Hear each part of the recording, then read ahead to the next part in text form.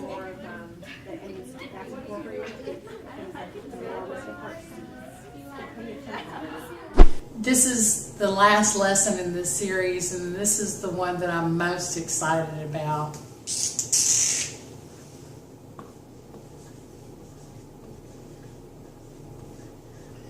Renew your mind. Now, I know right now you're thinking, what? Because chances are your dreams and your hopes and your desires have been long forgotten. Part of your healing is taking a moment and reminding yourself. Now, this will take time. Like I said, this is a journey. I hope yours is shorter than mine was. Remember, at the beginning of these lessons, I talked about children and the fact that they play 24/7 and that they dream and that they believe. That's what you need to get back to. Through the hardships and the things that you're about to face, stop for a moment. Think about the way that you want your life to be. Put yourself in a place where you feel how it feels having someone who loves you and who you can feel safe with. Imagine that. Put yourself in the financial place that you want to be, where you don't worry, where you never look at your children when they tell you that they're hungry and you go, imagine how good it's going to feel when you're not begging, when you're not out there looking for your next source of sustenance, where it's just there, where you don't have to fight it anymore. Dream your dream. Remember who you are. Ask God to remind you. You have a purpose. I can assure you of that. Come to terms with who you are again. There's 3 basic steps to be followed in renewing your mind. Like I said at the beginning, mine all comes from a biblical perspective because that's who I am. I don't make any apologies for that. Basically, the 3 steps that you need to go through are to ask, believe, and receive. Now, what I mean by that, you may not have the same belief system that I do. Maybe you believe in the universe. Maybe you believe in a different God than I do. That's okay, I'm not judging you. I'll be doing another series on renewing your mind, and you'll get a lot more understanding of where I'm going with this. The first step is to ask for these things, and then to believe that they're available for you, and then to receive them. And when you go through this process and you feel the feelings of how good it feels to have the life that you dream of, to visualize those and put yourself in a place where they've already come true, that's when you're going to see change. I have to pause now and tell you a little bit about my story. In 2008 is when I separated from my ex.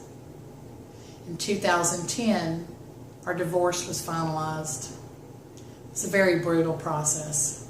That's all I'll say about that now.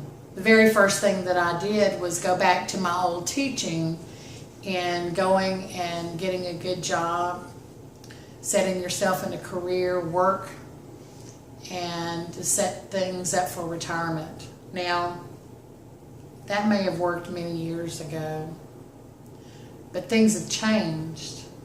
There's no such thing as job security anymore. And the economy the way that it is, and the regulations the way that they are, and and just all of the ways that our world operates anymore, that same dream and desire of working, of getting an education and getting a job and then staying there through retirement, those are things of the past. That's not how life works anymore. But I didn't realize that. So the minute the ink was dry on my divorce decree, I started going to school. Went back to school. I was knocking on age 50. And nobody wants to go back to school at that age because, trust me, you've forgotten a whole lot of stuff. And I chose to go into nursing school, which is very, very stressful, difficult. And along the way, I've got the stories, but it was scary. Every waking moment was scary, but I got through it. And the very moment that I graduated, I looked back at my life and I could see that God had put me on a very straight path and that it was me who was going crazy along the way. Then all of a sudden, boom, I'm a nurse. I became a nurse just a couple of months before my 53rd birthday. And I love nursing. I'm a hospice nurse. I was born to be a hospice nurse. And that's a very difficult field, I know, but I see beauty in it, almost like when people are born. But the thing that I didn't really stop to consider was the amount of stress. And at this age, now I'm 54 years old, I've been a nurse now for a few months shy of 2 years. The stress with the regulations that are going on with our healthcare system in this country and just the nature of hospice work. This is not how I want to retire. And if I keep doing this, I'm going to become one of my own patients merely from the stress. So I started rethinking things. So I've always had a desire to go and do my own thing. Of course, me and my ex, we had our own home-based business that primarily I set up and I maintained. He did the physical labor, but I did everything else. And so there's always been a desire to me to do something on my own. So with the wealth of information that's out there, I started learning what's out there, what can I do, how can I break this cycle of stress that I have in my life, because here I am looking at retirement, which starting out at this age, there's really not much hope for retirement. And so my initial focus was on building a business that would make me financially free. Oh my goodness, I was going to be a millionaire, and I'm going to be a millionaire, but my focus has changed a little bit since then. My desire was just to be financially set so that I could retire. So, okay, I started a business, and I've done reasonably well. I do a lot of online stuff, part of which you're participating in right now. And what I found is I had to go through a mind renewal process. I had to refocus my mind to get away from the negative things that had caused me to steer my mind in a negative direction. I now had to change my mind so that I could steer it and fine-tune it into a positive direction in order to reach the goals that I had set for myself. So I was out there learning and growing, trying to grow my business, and I stumbled along a film called The Secret. Now, you can access this on Netflix. This movie was my aha moment.